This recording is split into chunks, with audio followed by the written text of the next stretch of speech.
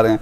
अजय जी, आपको लगता है कि जो ईडी और सीबीआई जो है, हमेशा होता है कि भाई इनका इनका इनका दुरुपयोग हो रहा है, और अभी वो कह रहे हैं कि भाई जो है बिल्कुल सरकार के एक तरह से जो है सरकार के टूल की तरह, आप इससे सहमत हैं? आपको लगता है कि जांच एजेंसियों का दुरुपयोग हो रहा है? मेरा कहना बहुत सिंपल है। मैं तो वैसे भी इस पैनल में बहुत छोटा हूँ। मेरे लिए सबसे बड़ी चीज़ है सीबीआई और ईडी में डिफ्रेंशिएट करना बहुत इजी है। सीबीआई सो मोटो केस ले सकती है और ईडी जब तक प्रीडिक्मेंट ग्राउंड बेसिस नहीं होगा वो कभी भी नहीं जाएगी। इसका मतलब पहले ग्राउंड क्लियरेंस हो चुका है, कहीं ना कहीं आपके खिलाफ कुछ है, इसलिए। और वो मनी ट्रेल को जांच करती है, वो किसी चीज को जांच नहीं करती, चाहे वो बिजनेसमैन के खिलाफ हो या पॉलिटिशियन के खिलाफ हो। So no one should get offended about me and the thing is very clear कि आपने कुछ किया है तभी इस ईडी गई है। ईडी यूं ही नहीं जाती। सीबीआई के बारे में आप बोल सकते थे, थोड़ा बहुत एक स्कोप था, के बारे में तो बोल सकते थे। नहीं ऐसा भी नहीं है। सीबीआई भी ये फ्री में नहीं बैठी है, वहां भी आईएएस ऑफिसर्स है और मेरा भाई भी आईपीएस ऑफिसर है। यूं ही फ्री में नहीं बैठते हैं लोग, इसलिए वो इतना भी इजी नहीं है, यूं ही आईपीएस नहीं बनते। लेकिन क्या है कि जब आप ईडी के बारे में बात करते हैं तो ईडी सुओ मोटो केस नहीं लेती है। कुछ ना कुछ उनको ग्राउंड पहले से ही केस रजिस्टर हुआ होगा, प्री डॉक्यूमेंट बोलते हैं उसको। और प्री डॉक्यूमेंट में अगर आपके खिलाफ कुछ ऑलरेडी है तो उसको फर्दर वो इन्वेस्टिगेट करते हैं और उस पे पीएमएलए लेकर वो अरेस्ट करते हैं और उसके बाद वो आपको क्या करते हैं, प्रोक्योर करते हैं जो कंट्री की बनी है। इससे क्या होता है, दो फायदे हैं। एक तो रिच और पुअर के गैप का मिटता है। मेरा पहला बिजनेस उसूल है, do whatever you want to do but without cutting down the laws of the land. In which country we are working in 23 country, that doesn't mean कि मैं वहां जाकर उसकी कंट्री में ये कर दूं। मैं वहां की कंट्री में इंडिया से लेबर लेके नहीं जाता। मैं पहला मोटो रखता हूं, तुम्हारे लेबर रहेंगे। So that I can be respected. आपको लगता है कि अगर देश में करप्शन के खिलाफ कोई एक्शन हो रहा है तो ये क्योंकि इसका पॉलिटिकल, मैं फिर कह रहा हूं कि बार बार आरोप लग रहा है इसका पॉलिटिकल सवाल, लेकिन देश के बाहर लोगों को लगता है कि भाई ये जो कुछ जांच हो रही है, अगर इंडिया में करप्शन की बात हो रही है, उसकी सफाई के लिए जरूरी है। आपको अशोक सर, आप तो बहुत पुराने हैं, इतना देखा है जिंदगी में जितना मैं तो अभी स्कूल भी नहीं गया ठीक से। अगर आपके साथ कंपेयर करो, आपको लगता है करप्शन के खिलाफ किसी भी पॉलिटिकल पार्टी ने उसके सपोर्ट में जाना चाहिए? अगर करप्शन किया है तो क्या मेरे पापा मेरे को सपोर्ट करते करप्शन के खिलाफ? नहीं कर सकते, तो फिर आपको भी नहीं करना चाहिए। This is simple way of living without cutting down the laws of the land. There is no mercy on anyone. क्योंकि इस पे अगर आप जाएंगे तो आप कुछ भी कहिए, आप इसका ब्लेम उसका ब्लेम, मेरे को मत गिनाइए। हम अपना घर क्लीन करते हैं। मुझे जिस दिन किसी ने नोटिस दिया उसी दिन मैं समझा दूंगा फॉक्स पेट्रोलियम किसे कहते हैं। अभी तक तो मैं चेयरमैन हूं और समझा भी दूंगा और बता भी दूंगा कि फॉक्स पेट्रोलियम का मतलब क्या है, क्योंकि I do follow the business is without cutting down the laws of land. थोड़ा सा क्या है कि जब पॉलिटिक्स आती है वहां हमारे जैसे लोगों का कोई काम ही नहीं है। हमारे जैसे लोग क्या कहते हैं, हमारे खुद को सिक्योर करना है। किसी ने ऑफिस ऑफ बेनिफिट लिया तो वो तो फंसता है, फिर वो आज बच जाएगा, कल बच जाएगा, लेकिन कल तो सरकार, उसको ये भी पता है बिजनेसमैन को, सरकारें तो परमानेंट नहीं रही, इस देश में भी नहीं रही है। बिल्कुल, तो कल तो वो बदल जाएगी। बिल्कुल, इस देश में जिसको ये नॉलेज नहीं है वो बिजनेसमैन भी नहीं है। देश में डेमोक्रेसी है, सरकारें बदलती हैं और चीजें भी बदलती हैं, और ये भी बड़ी दिलचस्प बात है। आज जो लालू यादव हैं उनके खिलाफ जो केस की शुरुआत है वो कांग्रेस रिजीम था जब उसके पूरे केस की शुरुआत हुई थी। लेकिन अश्मित खड़ियाल जी, ये कार्रवाई एक तरफ है, लेकिन आज बड़े दिलचस्प रिएक्शन आए। मैं देख रहा था कि टीआरएस जो है अब तक तो कांग्रेस को सपोर्ट नहीं करती थी, अब तक राहुल गांधी की भारत जोड़ो यात्रा के खिलाफ भी। मैं आज टीआरएस की तरफ से, टीआरएस या बीआरएस कहना चाहिए, माफ कीजिए, आज मैं बीआरएस के भी प्रवक्ताओं को मैं बुलाना चाहता था, लेकिन आज वो इस डिबेट में आए नहीं। पर बड़ी दिलचस्प बात है, बीआरएस कल तक तो कहती थी कि भाई हम कांग्रेस के साथ नहीं जाएंगे, कांग्रेस जो है, बल्कि यहां तक बीआरएस के नेताओं ने कहा कि भाई जो है जिस तरह से नरेंद्र मोदी कर रहे हैं और जिस तरह से कांग्रेस कर रहे हैं, वो दोनों एक ही थाली के चट्टे बट्टे हैं। लेकिन आज बीआरएस कांग्रेस से सपोर्ट मांग रही है, कैसा लगता है आपको? और आप क्या सोच रहे हैं कि क्या कांग्रेस और बीआरएस नजदीक आ रहे हैं क्या? देखिए, पूरा देश चाहता है कि कांग्रेस उनको सपोर्ट करे, क्योंकि पूरा देश देख रहा है कि भारतीय जनता पार्टी कैसे अब्यूज ऑफ पावर कर रही है, दुरुपयोग कर रही है एजेंसीज का। अब हम फैक्ट्स देख लेते हैं, उसके बाद आप खुद मन बनाइएगा कि अब्यूज ऑफ पावर हो रही है कि नहीं हो रही। ऐसी कोई ऑपोजिशन पार्टी हिंदुस्तान में नहीं है जिसके खिलाफ आईटी, ईडी, सीबीआई, सेबी का केस पेंडिंग ना हो। ममता बनर्जी के नेफ्यू अभिषेक बनर्जी, एमके स्टालिन साहब की बेटी, शरद पवार साहब, अरविंद केजरीवाल साहब, चरणजीत चन्नी साहब, और मैं आगे जाता जा सकता हूं लेकिन टाइम बहुत लग जाएगा। अब आ जाते हैं मीडिया चैनल्स पे जो भारतीय जनता पार्टी के साथ सेम पेज पे नहीं है, सहमत नहीं है। बीबीसी आईटी सर्वे हो गया, उससे पहले एनडीटीवी, उससे पहले क्विंट, उससे पहले दैनिक भास्कर, उससे पहले ऑल्ट न्यूज। अब आ जाते हैं फैक्ट्स पे। जब हमारा रजीम था 112 रेड्स थी एनफोर्समेंट डायरेक्टरेट की, भारतीय जनता पार्टी आई 3000 प्लस रेड्स होगी। अब अगर रेड्स इतनी होगी, एक्शन इतना ज्यादा हो रहा है, तो कन्विक्शन 0.05% क्यों रहेगी? इसलिए सवाल है कि अगर 100 केस दर्ज हो रहे हैं तो 100 में से 99.9% बरी हो रहे हैं, अक्विट हो रहे हैं, एक को भी नहीं सजा हो रही। ये क्यों है? सबसे बड़ा सवाल ये है। अब दूसरा फैक्ट क्या है कि सीबीआई ने जितने केस अब तक दर्ज किए हैं भारतीय जनता पार्टी के कार्यकाल में, वो ऑपोजिशन पार्टीज के खिलाफ है। 95% केस ऑपोजिशन पार्टीज के खिलाफ है। अब एडीआर की report, association of democratic reforms की रिपोर्ट कहती है कि भारतीय जनता पार्टी के सबसे ज्यादा सिटिंग एमपीज, एमएलएज हैं जिनके खिलाफ क्रिमिनल केसेस पेंडिंग है। लेकिन आप देखिए, अजूबे की बात है कि एक भी भारतीय जनता पार्टी के लीडर के खिलाफ एक भी ईडी का केस नहीं है। ये कैसे संभव है?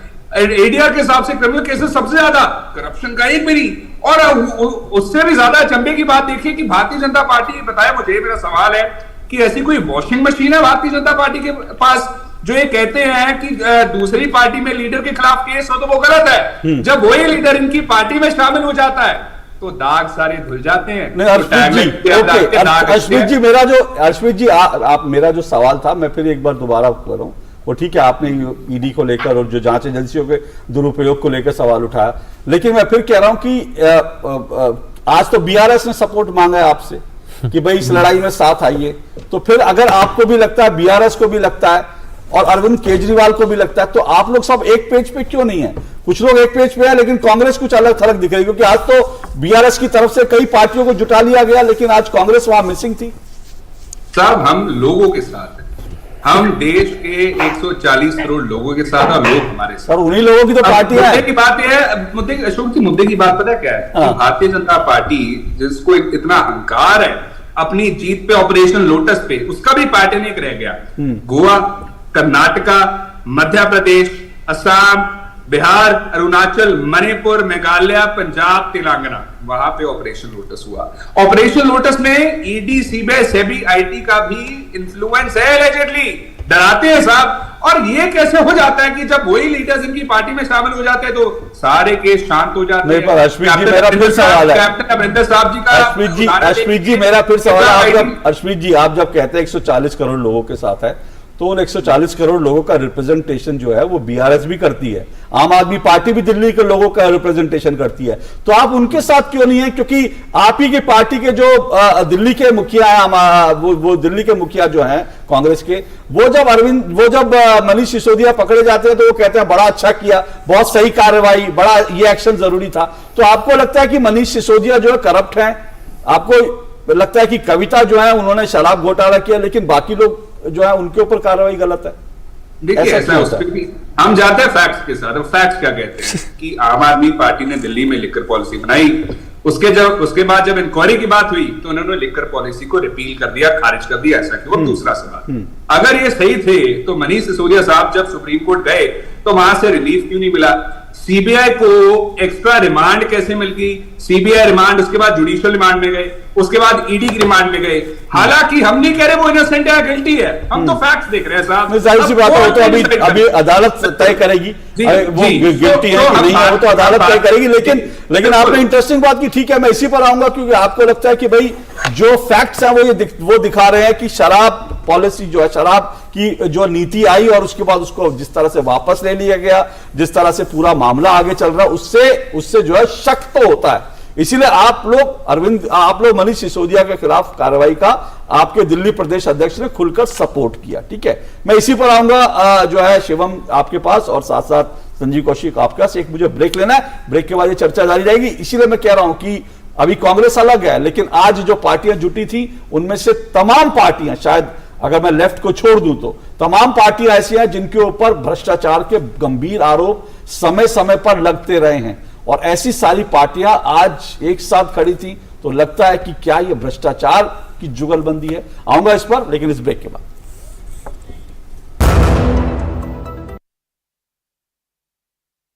की जुगलबंदी पे बात कर रहे हैं और सीबीआई और ईडी जो है धड़ाधड़ एक्शन में है और आज तो 3 जगह पर एक्शन दिखाई दिया। एक तरफ हमने देखा कि लालू यादव और राबड़ी देवी जो है ये और इनके रिश्तेदारों के खिलाफ जो है लगातार जांच एजेंसियों की कार्रवाई दिखी, क्योंकि जो घोटाला हुआ था जिसको बताया जा रहा है कि जमीन के बदले नौकरी, लालू यादव जब रेल मंत्री थे तब कई लोगों को नौकरी दी गई और उनसे उसके बदले में जमीन ली गई। इसके कुछ सबूत, ऐसा दावा किया जा रहा है, पुख्ता सबूत मिलने के बाद लालू यादव और राबड़ी देवी उनके परिवार के खिलाफ, उनके रिश्तेदारों के खिलाफ एक्शन चल रहा है। दूसरी तरफ मनीष सिसोदिया को दिल्ली में केस जो शराब घोटाला हुआ था उसके लिए फिलहाल 7 दिन के लिए ईडी की रिमांड में भेज दिया गया है। और तीसरी तरफ हम देख रहे हैं कि जो कविता हैं, जो बीआरएस नेता की बेटी हैं, उनको कल ईडी ने बुलाया है इसी शराब घोटाले के सिलसिले में, और इसी सब पर हम चर्चा कर रहे हैं। और आज कविता जो है शराब घोटाले में पूछताछ से पहले आज दिल्ली में सड़कों पर थी और उनके हाथ में हाथ मिलाए हुए कई नेता, कई राजनीतिक पार्टियों के नेता थे और ऐसे नेता थे जिन सब के ऊपर कहीं ना कहीं भ्रष्टाचार के गंभीर आरोप हैं। तो क्या यह भ्रष्टाचार की जुगलबंदी, इसी पर चर्चा कर रहे हैं। 4 मेहमान मेरे साथ जुड़े हुए हैं। शिवम त्यागी मेरे साथ जुड़े हुए हैं, राजनीतिक विश्लेषक। अर्शमीत खड़ियाल मेरे साथ जुड़े हुए हैं, कांग्रेस के प्रवक्ता हैं। संजीव कौशिक मेरे साथ जुड़े हुए हैं, आम आदमी पार्टी के समर्थक, राजनीतिक विश्लेषक हैं। अजय कुमार जी जुड़े हुए हैं, वैसे उद्योगपति हैं, फॉक्स पेट्रोलियम के सीईओ हैं, लेकिन साथ साथ ये बहुत शिद्दत से मानते हैं कि इस तरह की कार्रवाई जो है देश में भ्रष्टाचार के सफाई के लिए जरूरी है। संजीव कौशिक, अर्शमीत खड़ियाल ने कहा, उन्होंने कहा कि भाई कुछ फैक्ट जो हैं वो ये दिखाते हैं कि जो कुछ दिल्ली में शराब घोटाला जिसको आप कह रहे हैं वो है ही नहीं, वो हुआ ही नहीं। आप कह रहे हैं कहीं कुछ इसमें कोई घोटाला नहीं है, उसको लेकर वो कह रहे हैं कुछ फैक्ट्स हैं, इसीलिए हमको लगता है कि वो जो एक्शन हो रहा है वो फिलहाल सही दिशा में, जांच में सही दिशा में जा रहा है। तो आपको क्यों लगता है कि भाई जो है इसमें कुछ गड़बड़ी है?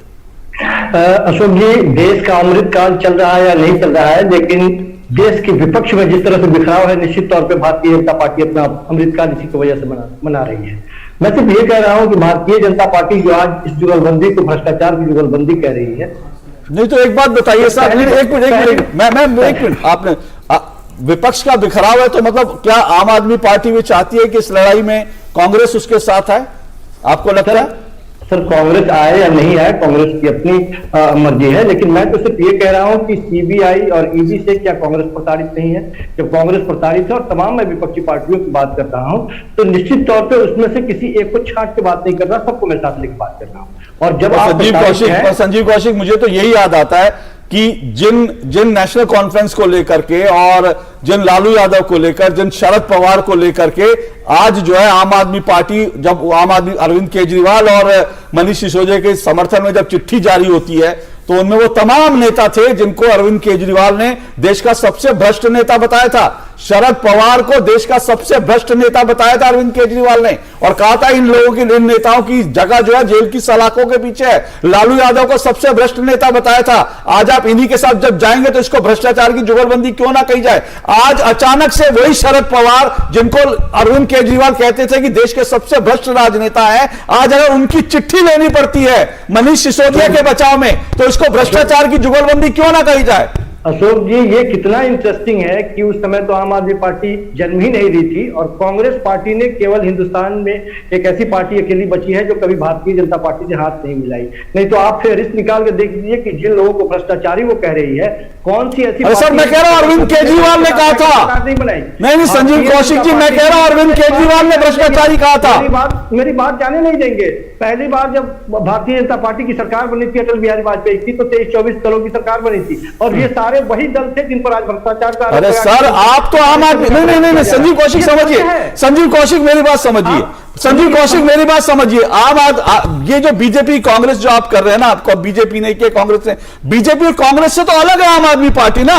वो तो कहते हैं हम राजनीति में सबसे अलग है जी, सबसे शुद्ध है, हम पाक साफ है, बाकी सारे करप्ट हैं। मैं फिर आपको याद दिला रहा हूं, अरविंद केजरीवाल ने शरद पवार को देश का सबसे भ्रष्ट राजनेता कहा था। अगर नहीं कहा था आप बता दीजिए, कहा था कि नहीं कहा था? आप हाँ या ना करिए, बताइए। और भारतीय जनता पार्टी ने अरे भारतीय जनता पार्टी छोड़िए ना, मैं अरविंद केजरीवाल की बात कर रहा हूं बाबा। मैं भारतीय जनता पार्टी कांग्रेस की बात ही नहीं कर रहा, मैं उन अरविंद केजरीवाल की बात कर रहा हूं जिन्होंने कहा था कि वो एक ऑल्टरनेट है देश में, ऑल्टरनेट पॉलिटिक्स है, जिन्होंने कहा था कि वो देश में सबसे अलग है, जिन्होंने कहा था कि इन तमाम भ्रष्ट पार्टियों का विकल्प देने आए हैं। उन्होंने शरद पवार को देश का सबसे भ्रष्ट नेता कहा था या नहीं कहा था, बता दीजिए। तो इसलिए भारतीय जनता पार्टी इस तरह से फोकस फंसा के और एक मजाक कर रहे थे। मैं आम आदमी पार्टी में सवाल, अरविंद केजरीवाल पर सवाल पूछता हूं, आप उछल के बीजेपी के, अगर बीजेपी आपका रोल मॉडल है तो फिर आपने पार्टी क्यों बनाई? आप अरविंद केजरीवाल बीजेपी या कांग्रेस में शामिल हो जाते, क्यों बनाई थी आपने पार्टी? इस तरह की घटनाएं बीजेपी कलई उतार रही है। ये रोल मॉडल की बात मैं नहीं कर रहा हूं। बीजेपी कर क्या रही है, लोगों के बीच में जो मैसेज जा रहा है, लोगों ने देखा कि लगातार इसी एमसीडी की बात है। आपको लगता है कि लोग इन बातों पे भरोसा करने वाले हैं? सर बिल्कुल भरोसा कर रहे हैं लोगों ने देखा नहीं। सर भरोसा, मैं तो आपसे पूछ रहा हूं, अरविंद केजरीवाल पे लोग क्यों भरोसा करें? जो आदमी कल तक कहते थे शरद पवार देश के सबसे भ्रष्ट नेता है, आज उनके सपोर्ट की चिट्ठी लेके घूमते हैं कि अरविंद केजरीवाल की मनीष सिसोदिया पाक साफ है। अब ऐसे व्यक्ति पे कौन भरोसा करेगा जो कल को शरद पवार को कहता था चोर है, आज कहते हैं शरद पवार ने मुझे चिट्ठी दे दी कि मनीष सिसोदिया करप्ट नहीं है। ऐसे आदमी पे देश कैसे भरोसा करते? क्या अभी भी ये जानना बाकी रह गया है कि कौन भरोसा करेगा और कौन भरोसा कर रहा है? बिल्कुल सर, क्यों नहीं बाकी रह गया? और इसी भरोसे की वजह से भारतीय जनता पार्टी घबराई हुई है, जिसकी वजह से कोई कार्रवाई। मेरे सवालों से भागिए नहीं, मैं आपसे बड़ा सिंपल सवाल पूछ रहा हूं। मैं बार बार कह रहा हूं बीजेपी ने क्या किया, कांग्रेस ने क्या किया, मैं आपसे वो सवाल ही नहीं पूछ रहा हूं। मैं आपसे बड़ा सीधा सवाल पूछ रहा हूं कि भाई जिनको आपने भ्रष्ट कहा था, अगर उनकी चिट्ठी आप लेकर आप आए हैं कि नहीं मनीष सिसोदिया साफ सुथरे हैं, तो इसको भ्रष्टाचार की जुगलबंदी क्यों ना कही जाए? मैं आपसे सीधा सवाल ही पूछ रहा हूं। और मुझे तो सर जिस दिन केंद्र में आम आदमी पार्टी की सरकार होगी, जिसको भ्रष्ट कहा था उस पर कार्रवाई करेगी। अभी बनने तो दीजिए। यही तो भारतीय जनता पार्टी नहीं चाहती है कि सरकार बने और केंद्र में सरकार होगी तब भ्रष्टाचार पर कार्रवाई होगी, निर्णायक कार्रवाई। उनकी सरकार अगर नहीं है तो कार्रवाई जो है फर्जी कार्रवाई। शिवम त्यागी, दिल्ली सरकार के हाथ में पावर है। देखिए जी, उनका कहना उन्होंने बिल्कुल साफ कर दिया कि जब तक वो केंद्र में प्रधानमंत्री नहीं बनाते तब तक वो उन लोगों ने जितने भी लोगों को भ्रष्टाचारी नंबर 1 कहा था उनका समर्थन लेते रहेंगे। देखिए पहला स्टैंड है उनका। जब उन भ्रष्टाचारियों के समर्थन से वो प्रधानमंत्री बन जाएंगे तो तब वो उन पे कार्रवाई करेंगे। बताइए इस बात में कहीं लॉजिक नजर आता है क्या? खैर छोड़ दीजिए, एक और इंटरेस्टिंग चीज यहां पर है। अब रुक जाइए ना संजीव जी। एक मेरे भाई अर्शप्रीत ने कहा कि देखिए बात ऐसी है, हम तो फैक्ट्स पे जाते हैं जी, फैक्ट्स की बात करते हैं, जो गलत है गलत, जो सही है ये सही। अब मुझे जरा ये फैक्ट समझाएं। यहां पर जो है शराब घोटाले में एक प्रदेश की सरकार के शराब मंत्री अंदर है जेल में। पहले उनको सीबीआई ने गिरफ्तार किया, फिर उनको ईडी ने गिरफ्तार किया। पहले उनको सीबीआई की रिमांड मिली, फिर वो जेल चले गए, फिर उनको ईडी ने गिरफ्तार किया, फिर उनको रिमांड मिली, अभी तक बेल भी नहीं मिली है। इस मामले में वे उस शराब मंत्री को दोषी मानते हैं, लेकिन उसी शराब मामले में एक दूसरे मुख्यमंत्री की बेटी को ईडी ने कल बुलाया है, उसको ये पाक साफ मानते हैं। कहते नहीं नहीं केसीआर साहब ने गलत नहीं किया, उनकी बेटी ने गलत नहीं किया। मतलब ये आपने ये फैक्ट्स कहां से लाया? भाई हमें तो ईडी ने दिए नहीं, ना हमें सीबीआई ने दिए, आपको किसने दिए? मुझे अशोक जी ने पूछा, मैंने कहा ये कोर्ट डिसाइड करेगी। अरे कोर्ट डिसाइड करेगी, आपका क्या स्टैंड है? अरे कोर्ट डिसाइड करेगी, कोर्ट ही डिसाइड करती है सब कुछ, लेकिन कोई स्टैंड होता है ना। यहां पर भी तो कोर्ट ही डिसाइड करेगी।